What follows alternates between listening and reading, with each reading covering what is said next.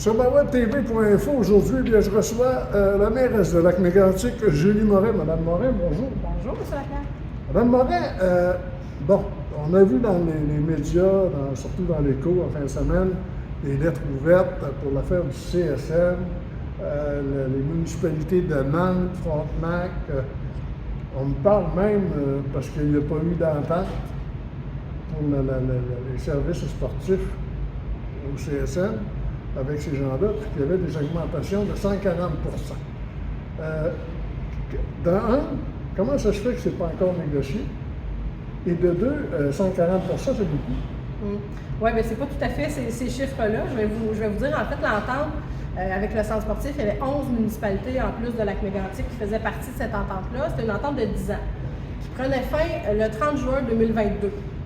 Donc, ce qu'il faut savoir, c'est que nous, Lac-Mégantic, en fait, dans l'entente, ça disait que si un des partenaires souhaite se retirer ou souhaite renégocier, doit avertir les municipalités 12 mois d'avance. Okay. Donc, nous, comme ville de Lac-Mégantic, on a informé les municipalités qu'on souhaitait rouvrir l'entente et renégocier pour une nouvelle entente là, après 2022 parce que, en fait, l'entente précédente était basée sur des chiffres des estimés que Raymond Chabot, Grant Thornton avait fait avant l'ouverture du centre sportif. Fait que dans la vraie vie, là, avec les opérations régulières, les activités qui s'ajoutent et tout, ben finalement, les Méganticois paient une beaucoup plus grosse part que l'ensemble des partenaires. Alors, il faut réouvrir cette entente-là et revoir le plan d'affaires complètement. Parce que cette infrastructure-là, elle est régionale, c'est des gens de partout dans le granit. Même, on a des chiffres là, au niveau des inscriptions. 45 des gens qui viennent au centre sportif, qui s'inscrivent aux activités, viennent d'une autre municipalité que Lac-Mégantic. Mais 140 d'augmentation pour les gens, vous trouvez pas ça fort? Ben en fait, ce chiffre-là n'est pas, c'est pas le bon chiffre. En fait, ce qu'il faut savoir, c'est que là, on a donc demandé aux municipalités, on n'a pas pu négocier en 2022 et on souhaite le faire en 2023. Il y a plein d'éléments qui sont arrivés qui ont fait qu'on n'a pas pu négocier. Alors, on a demandé aux municipalités, est-ce qu'on peut reporter la fin de l'entente d'un an de plus et on va se donner le temps qu'il faut pour négocier, ce qu'on n'a pas fait encore, là, donc ça s'en vient, il n'y a pas d'impasse dans les négociations, sauf que là, il y a certaines municipalités qui ont décidé de se retirer. Donc, nous, on ne peut pas absorber dans la prochaine année les sommes importantes du fait que Nantes et Frontenac et Milan, entre autres, se sont retirés. Donc, on a augmenté les tarifs pour les non-résidents. Au centre sportif, on parle de 25 d'augmentation pour les non-résidents, mais c'est sur le tarif de 2012. Okay. Alors, en 2012, dans le fond, c'était des tarifs qui étaient là. On a pris l'indexation annuelle par année, ça fait 25 on parle souvent, là, puis je reviens un peu à ce que j'ai lu en fin de semaine, on parle souvent que pour faire de l'exercice aux jeunes, pas juste aux jeunes, plus vieux aussi, en tout cas. Tous les âges. On va y aller avec les jeunes. On parle souvent de faire de l'exercice aux gens. On sait que Lac-Mégantic est la ville régionale. Oui, la ville-centre. La ville-centre de la MRC du Granit. Oui. On a les hôpitaux régionaux, les choses. Pourquoi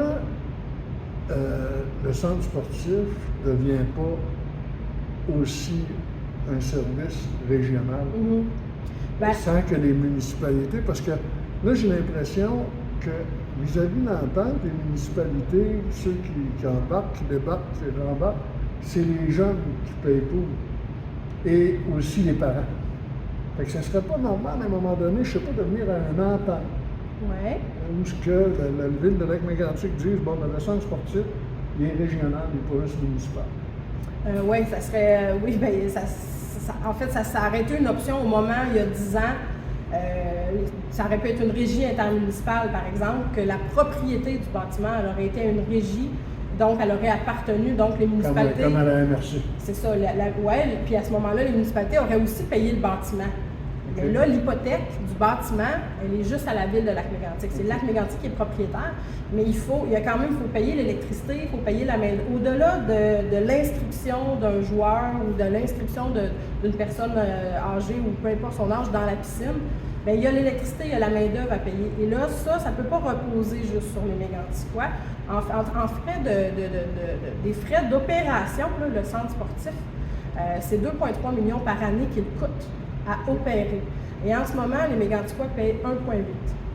de ce montant-là. Donc là, il faut revoir à diviser la tarte autrement pour que ce soit plus équitable.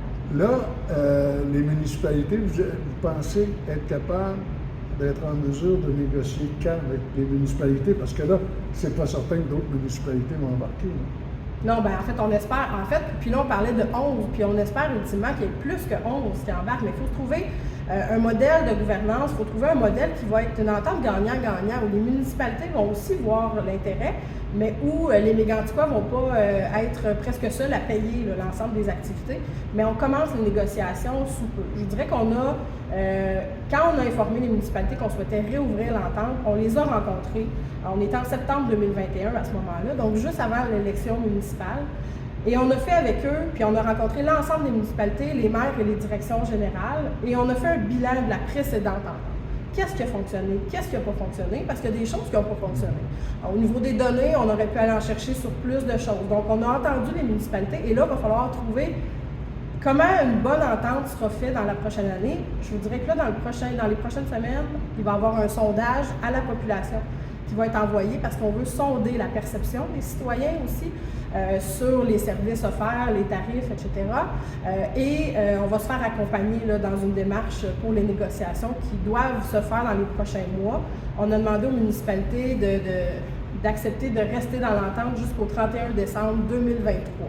Donc, pour l'instant, il y a seulement, il y a Nantes, Frontenac et Milan qui nous ont informé qu'ils quittaient.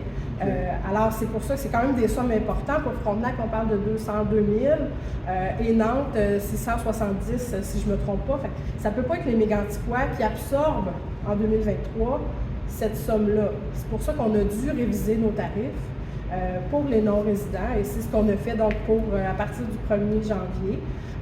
Peut-être chose importante, on parle beaucoup du centre sportif, mais cette entente-là, elle incluait aussi l'accès à la station touristique Baie des Sables au niveau de la montagne l'hiver.